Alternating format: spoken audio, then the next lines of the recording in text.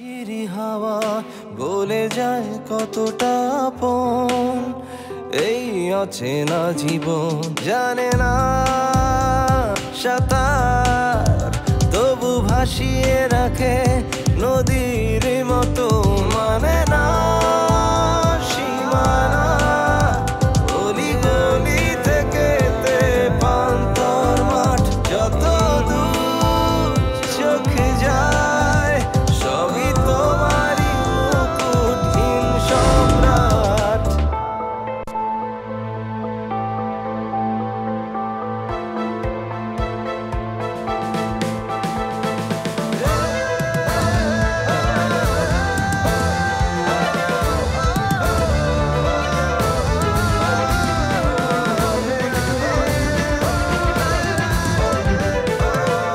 ছোট ছোট ঢেউ ছুঁয়ে ছুঁয়ে যায়, কেউ আসে না পলাতক আশা, সন্ধ্যার মেঘমালা নিয়নে জ্বলা, কিছু প্রতিশোধ সর্বনাশা, অনামিশা ভেঙে বসে বারান্দায়, তারায় তারায় হাট, মানে না সীমানা গলি গলি থেকে পান্তর মাঠ, যত দূর চোখে যায় সবই তোমারই মুকুটহীন সম্রাট।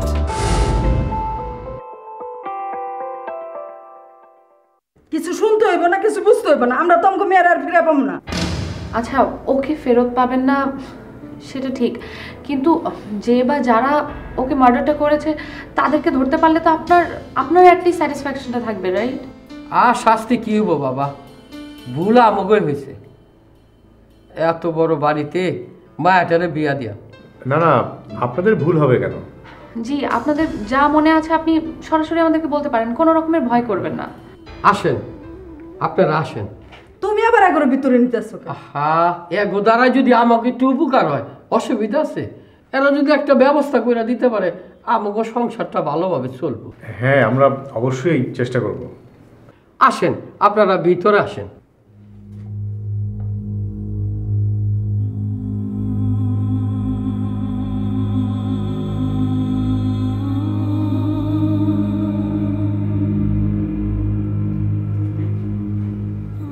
এটা আমার মেয়ের ছবি, বয়স আর কত হবে?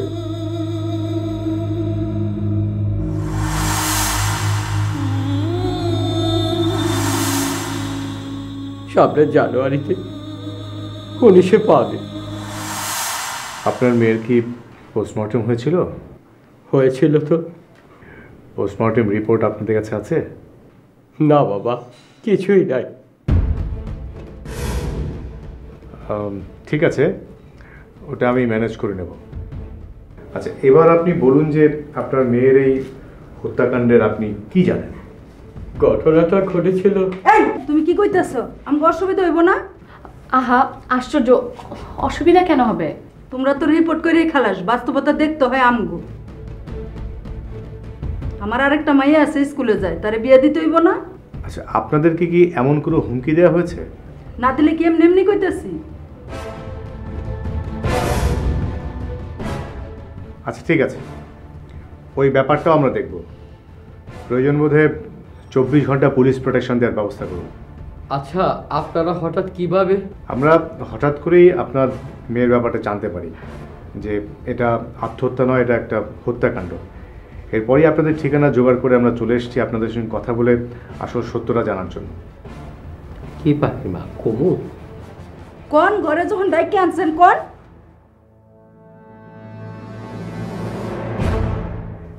আমাকে শুরুতে বলেন যে বিয়েটা দিয়েছিলেন কত বছর আগে বা কতদিন আগে, মনে আছে তারিখটা?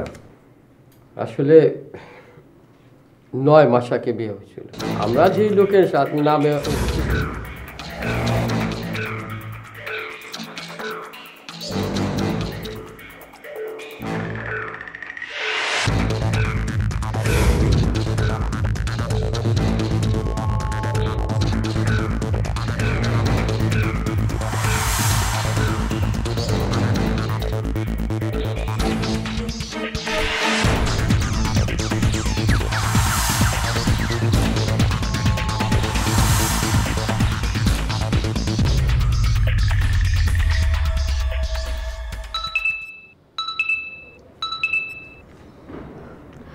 হ্যালো ভাইয়া, কেমন আছেন?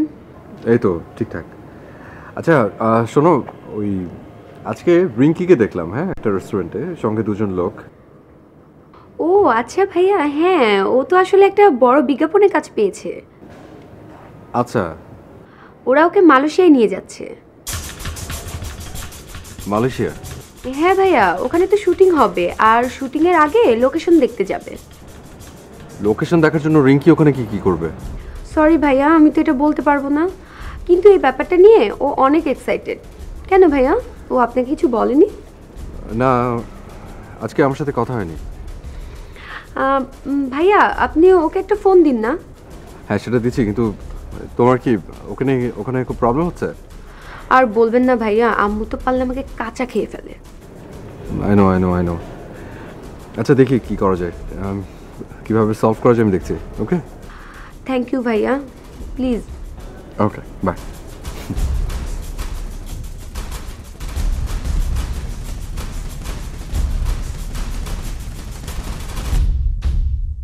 স্যার, আপনাকে এখনই বাসা যেতে হবে, খুব আর্জেন্ট। কেন? আমি ঠিক বলতে পারবো না স্যার, তবে ফোনে ভাবির কথা শুনে মনে হলো ভাবি খুব দিশেহারা। ডাকাত পড়েছে নাকি? না স্যার, পুলিশ। মানে? স্যার আপনার বাড়ি পুলিশ এসেছে, সবাইকে ধরে নিয়ে যাচ্ছে স্যার। কি? আপনি তাড়াতাড়ি বাসা যান স্যার, আর একটু দেরি করবেন না। তাছাড়া শুনেছি টেলিভিশন এবং পত্রিকার সাংবাদিকরাও এসেছে, বাড়ির চারপাশ ঘেরাও দিয়েছে স্যার। হলো কি?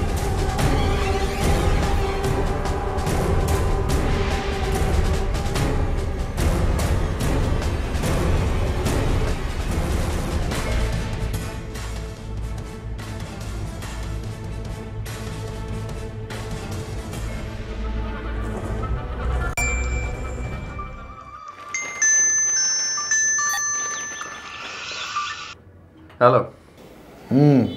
কে? নিউজ দেখেছিস? তুই তো ফাটিয়ে ফেলেছিস। শোন, পোস্টমর্টম রিপোর্টে স্ট্র্যাংগুলেশন কথাটা ছিল বলে স্টোরিটা করতে পারলাম। রিপোর্ট কোথায় পেলি?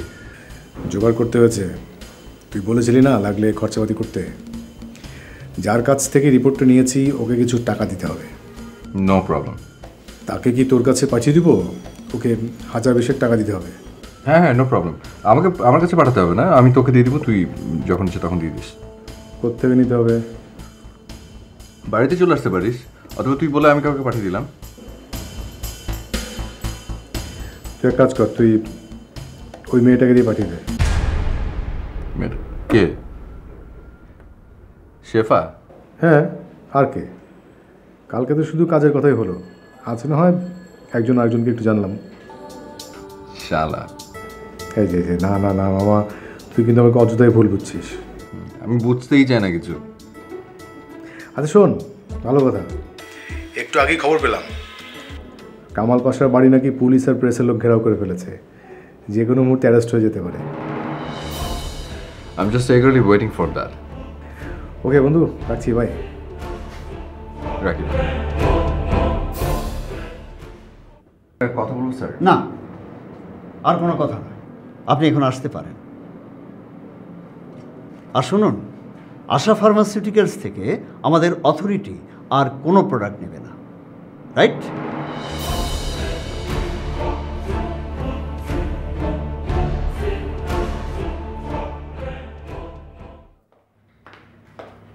শোনো, এক্সকিউজ মি, এইদিকে এসো।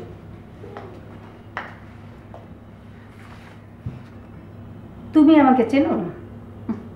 কেন? আপনি কি কোনো টিভি প্রোগ্রাম অথবা ম্যাগাজিন অনুষ্ঠানে গান করেন? মানে না, আপনি যেভাবে বলছেন সেটা শুনে মনে হচ্ছে আপনাকে না চেনাটা ভীষণ অন্যায়। বেয়াদব মেয়ে, আদব কায়দা তো জানোই না, সিনিয়রদের সাথে কিভাবে কথা বলতে সেটাও শিখো নি তুমি। কি হয়েছে ম্যাডাম? কি হয়েছে? কি হয়েছে? অফিসে তো আজকাল বেয়াদবে ভর্তি হয়ে গেছে। Excuse me, mind your language. নিজেকে যদি এতই সিনিয়র মনে করেন তাহলে জুনিয়রদের সাথে কিভাবে বিহেভ করতে হবে সেটাও আপনার শিখতে হবে। দেখেছো দেখেছো, এই মেয়ে আমাকে শিক্ষা দিচ্ছে। শেফা, ম্যাডাম কিন্তু আমাদের যথেষ্ট সিনিয়র। সরি বল।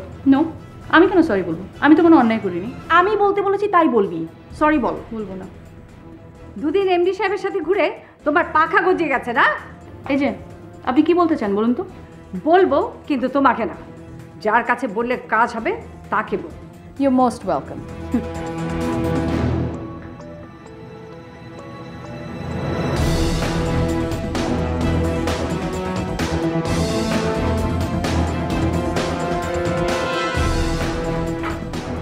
স্যার আসবো? আসো। স্যার একটা কমপ্লেন নিয়ে এসছি। বলুন। অফিসে একটা নতুন মেয়ে জয়েন করেছে। হ্যাঁ। মেয়েটা ভীষণ বেয়াদব। তাই নাকি? জি স্যার, কিন্তু তার চেয়েও অ্যালার্মিং যে বিষয়টা সেটা নিয়ে আমি ওয়ারিড। সেটা আবার কোনটা? আপনি তো স্যার ভিতরের অনেক খবর রাখেন না বা জানেন না। আপনাদের নিয়ে মানে ওই মেয়েটাকে নিয়ে আপনার সাথে একটা রিউমার চলছে।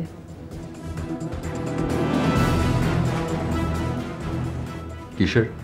কিসের সেটা আমি বলতে পারবো না। আমরা যারা সিনিয়র অফিসার আছি বা যারা আপনাকে ভালো করে চিনি তারা ব্যাপারটা বুঝলেও লোয়ার গ্রেডের স্টাফরা কিন্তু এটা বুঝতে চাইবে না। এতে ওই মেয়েটা লাভবান হলেও ফলস পজিশনে পড়বেন আপনি। মিসেস নূপুর, কোনটা আমার জন্য ভালো আর কোনটা খারাপ সেটা আমি দেখব। আপনি আমার জন্য না ভেবে নিজের কাজে কনসেন্ট্রেট করুন, কেমন? জি স্যার। গুড।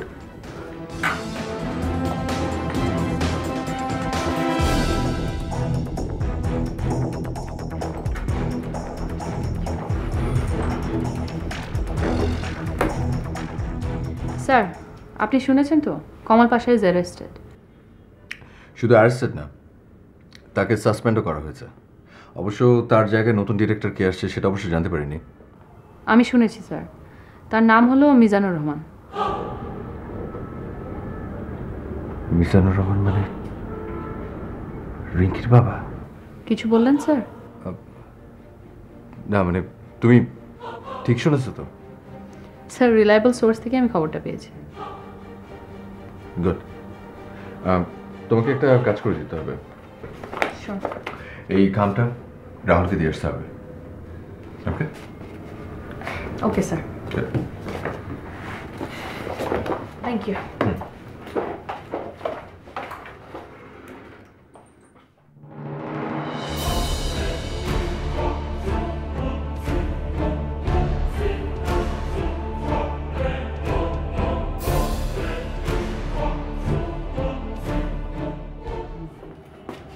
ম্যাডাম বলেন আমাকে কেন ডেকেছেন?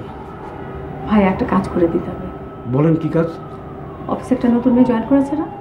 ও হ্যাঁ, শেফা আপা। ও আবার আপা হলো কোথা থেকে? এরবে বাদ দেন। মেয়েটা তো ভীষণ বেয়াদব, অফিসে সবার সাথে বেয়াদবি করে যাচ্ছে। বলেন কি, এমডি স্যারকে বলেছেন? বলে কোনো লাভ নেই, উনি তো আশকারা দিচ্ছে। মানে? আরে তুমি তো দেখে অফিসের কোনো খবরই রাখো না। দুদিন পরে যখন দেখবে যে ওই মেয়ে এমডি স্যারের চেয়ারে বসে আমাদের সবার উপর ছড়ি ঘোরাচ্ছে তখন টনক টনবে তোমার। আপনি সব কি বলছেন? আমি তো কিছুই বুঝতে পারতেছি না। শোনো, ওই মেয়ে এমডির মাথা খাচ্ছে। দেখো না সবসময় এমডির পিছিয়ে পিছিয়ে ঘুরে। সেটা তো অফিসের কাজের জন্য। আরে রাখো তোমার কাজ, আমরা আর কাজ করছি না। হুট করে নতুন একটা মেয়ে অফিসে এসে সবাইকে উদ্ধার করে ফেলছে। আচ্ছা বলেন আমাকে কি করতে হবে? তুমি আসল কাজটা করবে, জনমত তৈরি করবে অফিসে এবং ফ্যাক্টরিতে। ওই মেয়ের ব্যাপারে সবাইকে খেপিয়ে তুলতে হবে। এটা কিভাবে? আরে এটা কোনো ব্যাপারই না, তোমরা শুধু একটু ধোঁয়া তুলবে। ওই মেয়ের সাথে এমডি স্যারের কী সম্পর্ক, এই ব্যাপারটা নিয়ে কতগুলো নোংরা পোস্টার ছাপাবে, খরচ যা লাগে আমি দিয়ে দেবো। ম্যাডাম আমি বলি কি, শুরুতেই এভাবে হার্ডলাইনে না গিয়ে আমি বরং একবার এমডি স্যারের সাথে কথা বলে দেখি। কোনো লাভ নেই, কথা আমিও বলেছি। উল্টো আমাকে এমডি স্যার ধমক দিয়ে নিজের রুম থেকে বের করে দিয়েছে। আমি যেটা বলি সেটা করো, মেয়েটাকে জড়িয়ে স্যারের সাথে কিছু পোস্টার ছাপিয়ে দাও, অফিসের চারিদিকে দেয়ালে লাগিয়ে দাও। ওগুলি যখন ওনার চোখে পড়বে তখন ওনার টনক নড়বে। ঠিক আছে, আমার কথায় যদি কাজ না হয় তাহলে আমি আপনার পদ্ধতিতেই আগাবো। তবে স্যারের সাথে একবার কথা না বলে আমি হার্ডলাইনে যেতে পারি না। ঠিক আছে, তুমি যখন এত করে কথা বলতে চাইছো তখন বলো, কিন্তু সাবধান আমার কথা বলবে না তাকে। না না না, আপনার কথা কেন বলবো? আপনার কথা বলার তো প্রশ্নই ওঠে না।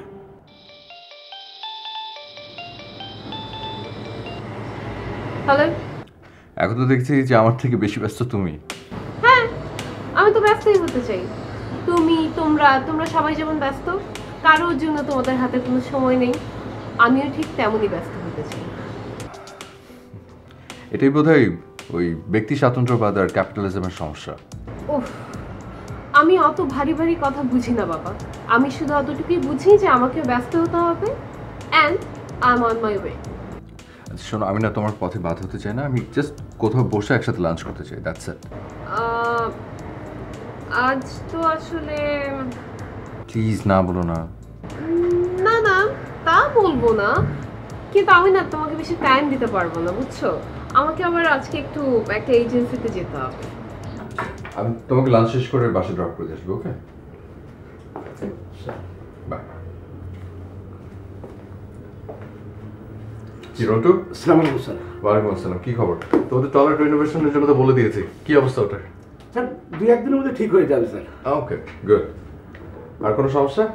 না স্যার, সমস্যা তেমন না, আপনি আমাদের দিকটা দেখছেন, আমাদের তো উচিত আপনার ভালো মন্দ দেখা। না, তা তো অবশ্যই। স্যার, নতুন যে আপা আসছে তাকে নিয়ে আর আপনাকে নিয়ে অফিসের মধ্যে কানাঘুষা চলছে। আমার কেন কথাটা এসছে? ওটা কে ছড়াচ্ছে জানো? কে স্যার? মিসেস নূপুর। কিন্তু তার কি স্বার্থ থাকতে পারে? স্বার্থ? তার রীতিমতো অস্তিত্ব নেই, টানটা নেই। ঠিক বুঝলাম না স্যার। আচ্ছা ঠিক আছে, তুমি আমার নিজের লোক, তোমাকে বলে বাধা নেই। মিসেস নূপুর বেশ কিছুদিন ধরে কিছু কনস্পিরেসি চালিয়ে যাচ্ছেন। এটা আবিষ্কার করেছে মিসেস পান্না, আর তাকে সাহায্য করছে শেফা। কি বলছেন স্যার? হ্যাঁ, তুমি চাইলে মিসেস পান্নার সাথে কথা বলে দেখতে পারো। আমরা অফিসের বৃহত্তর স্বার্থের কারণে এখনই ফ্ল্যাশ করতে চাইছি না, কিন্তু দলবাজি করে নিজের অস্তিত্ব টিকে রাখার জন্য উনি যে নোংরা খেলা শুরু করেছেন, তাতে মনে হচ্ছে যে ওনাকে বেশি দিন এখানে অ্যালাউ করা যাবে না। এটা তো তুমি জানো যে অফিসের স্বার্থ আমার কাছে সবার আগে। অবশ্যই স্যার। এনিওয়েজ, তো আমি আশা করবো যে অফিস যেই সিদ্ধান্তই নিক না কেন তোমরা একমত হবে। জি স্যার, আমরা তো স্যার আপনার সাথেই আছি, আপনি খালি বলবেন স্যার। ওকে, আচ্ছা রোটো, আমাকে একটু বেরোতে হচ্ছে, একটু ইম্পর্টেন্ট একটা কাজ আছে বাইরে। জি স্যার, আসি স্যার, আসসালামু আলাইকুম। ওকে ওকে, বাই।